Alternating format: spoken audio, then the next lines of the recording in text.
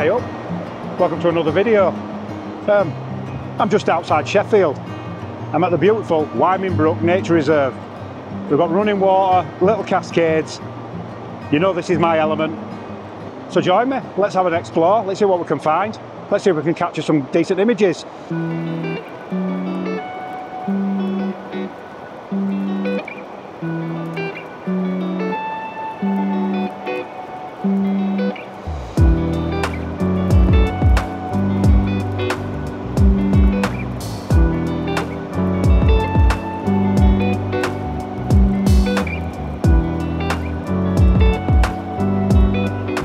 Well, strangely, considering how easy a location it is to get to, this is the first time I've ever been to Wyming Brook.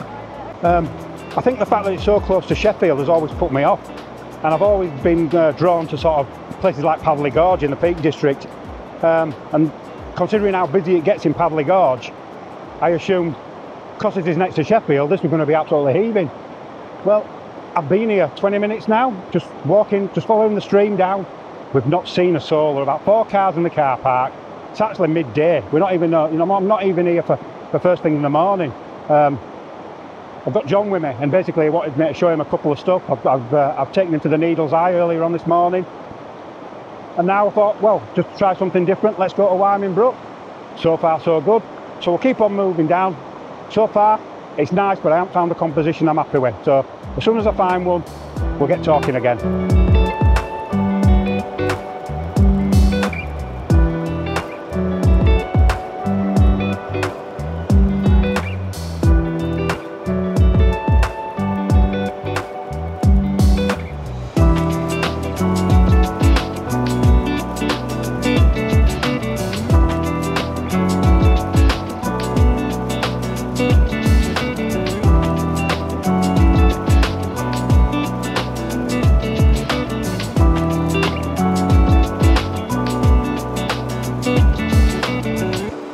So I've commented on this quite a lot on my channel. The perceived wisdom is that overcast days are best for waterfalls, and I'm not disagreeing with that. You can get some absolutely stunning shots, I mean usually do, but don't dismiss a sunny day. I absolutely love it when you get dappled light on a waterfall. It's just when it ruins those highlights, when it catches that white water, then it becomes, well, it just doesn't work. But if you can control those highlights, or the highlights, those bright spots aren't on the whitest of the water, I think you can get some really nice shots. So looking up this up the stream now, we've got lovely light right at the background, right back there, in and amongst the trees. It's really magical. I've got myself set up. Let me just quickly show you what it looks like in the camera. So I've got these falls as a foreground interest. This is very similar to the Scarhouse Falls that I got a few weeks ago. You've got a foreground falls, and then they've got the tiers, the cascades coming down. Now there isn't a big waterfall at the back like there was at Scarhouse, but what you've got is that beautiful glowing sunlight shining in through the canopy. Now one of the issues I've got, if I just pan up there, you've got this fallen tree and you've got some dead twigs that are just encroaching in the image. So as it stands, I think I might just move a little bit closer to that first cascade, just getting that little plunge pool if it's not too deep. Yeah, we'll try and get an image from there.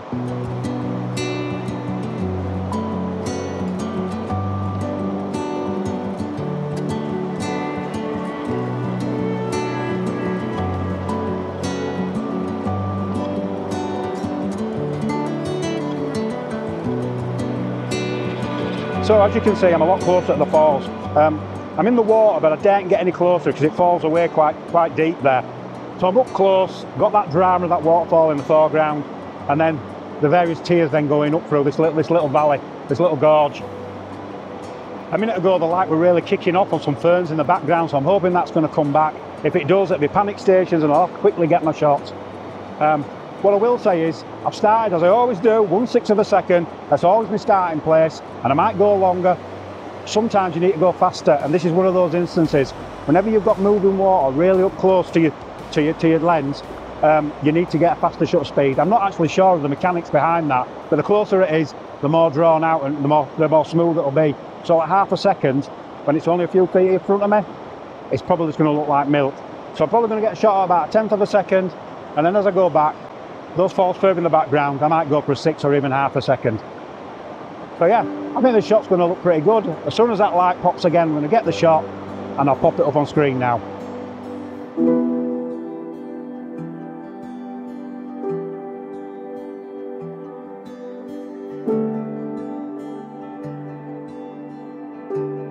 final image is a blend of two individual shots, half a second for those cascades in the background and a faster 1/8 of a second for those falls in the foreground. Then it was just a case of waiting for the sun to come out from behind a cloud and illuminate that lovely patch of light at the rear of the image.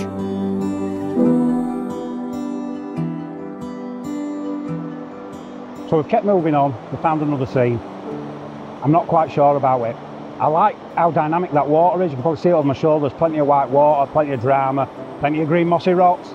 It's ticking a lot of my boxes. There's a lot of dead branches, twigs and that in the water, that sort of thing, just debris. You can only remove so much in sort of in post, in Photoshop, and I don't have any qualms about doing that, but I sort of got to look at it and think, is it worth it? Is it, you know, if it's going to take me 2 hours of painstakingly cloning out individual twigs, it's got to be a special composition. So I'm just going to have a bit of a look, just weigh up my options, just decide if it's worth doing.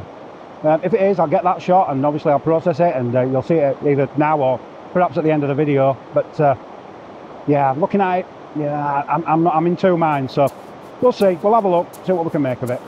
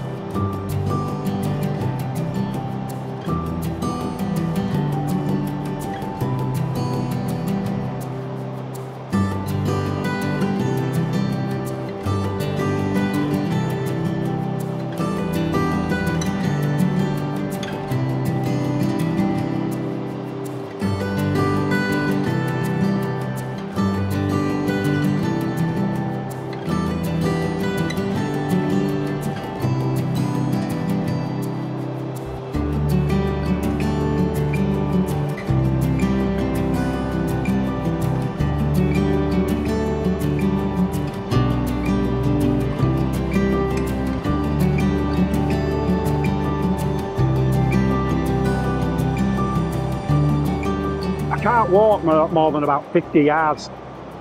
Every time I see the water just squeezing itself between some of these boulders, there's action, there's drama, there's all that white water, and of course there's those green mossy rocks.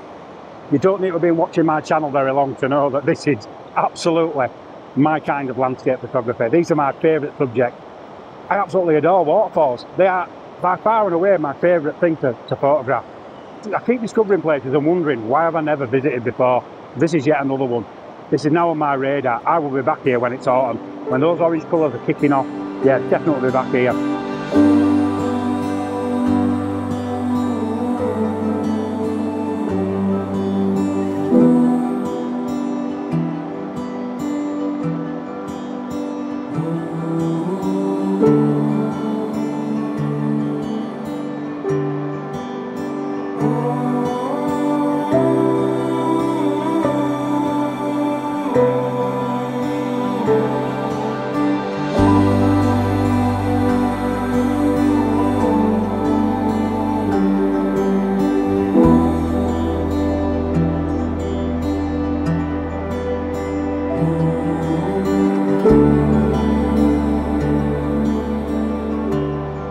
So as you can see, I've got the bend box on top of the camera at the moment so I can record my EVF.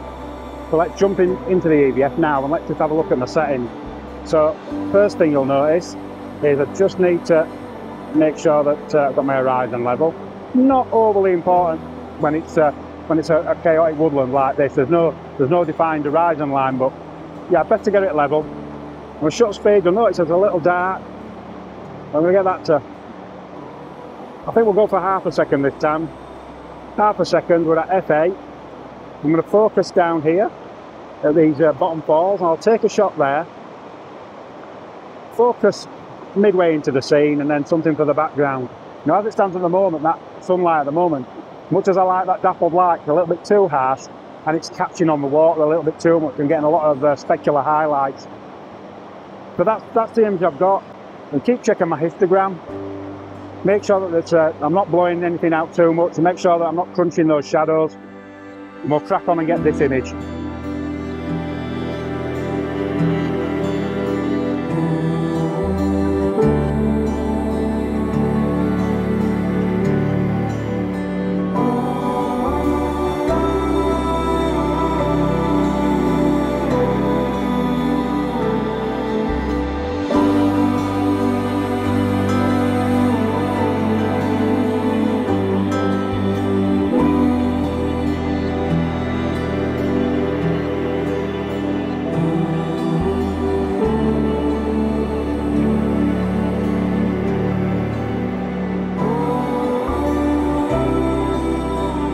I've been having some issues with my sound.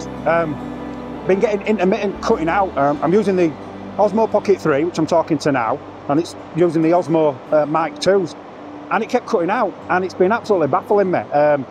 As soon as I got it anywhere close or turned it on and off, it seemed to reconnect, and it had me absolutely confused. And then I realised I'm wearing this coat. I very, very rarely wear this. It's just a little lightweight puffer jacket. It's a Columbia coat, but it's got a feature that I think Columbia have patented it, and it's called Omni Heat. And what it is, it's like a reflective foil liner inside the coat. The idea being that it reflects back your body heat. Well, when I click the microphone inside, it's obviously cutting out that connection. It's stopping the radio waves, you know, or the wireless from connecting the microphone to the Pocket 3. So I don't know if you're a Pocket 3 user and a Columbia coat wearer. Do you have that same issue? That seems like a very niche problem that I've got. But yeah, let me know if you've got the same problem in the comments below.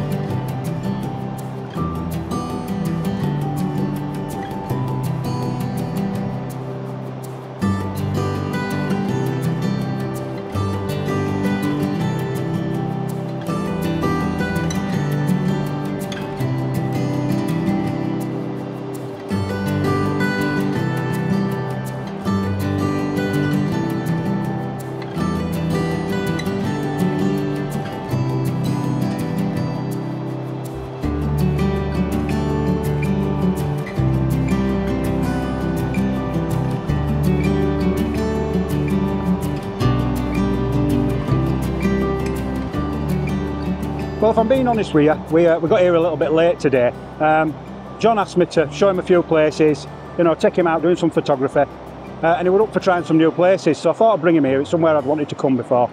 But to be honest, it's just a scouting mission. Lighting conditions, not perfect, not the best time of day. This place, what it really needs is some fog.